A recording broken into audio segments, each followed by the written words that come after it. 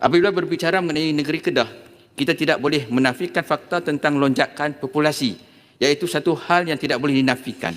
Mengikut data Jabatan Perangkaan Malaysia (DOSM), populasi Kedah kini telah mencecah sekitar 2.16 juta orang.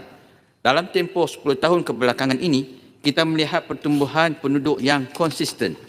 Memandangkan jumlah pemberat ini bergantung kepada statistik penduduk, bagaimana kekerapan pengesahan data populasi dilakukan antara Jabatan Perangkaan (DOSM) dan Kementerian Keuangan.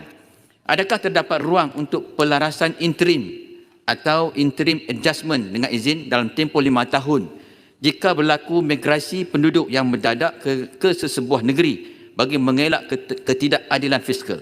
Tuan Sri Ketua, isu pemberian per kapita bukan sekadar soal formula, tetapi soal ketepatan data. Kita tidak boleh bergantung sepenuhnya kepada unjuran statistik yang mungkin tidak mencerminkan realiti penghijrahan penduduk yang dinamik di lapangan. Saya menggesa agar mekanisme pengumpulan statistik oleh DOSM diperkasakan melalui integrasi data pentadbiran, administratif data dengan izin yang lebih real time daripada agensi seperti JPN dan KKM. Janganlah disebabkan kelewatan kemaskini bilangan kepala, ada negeri yang terkurang terima hak rakyatnya, sedangkan beban perkhidmatan awam di negeri tersebut sudah pun meningkat berkali ganda.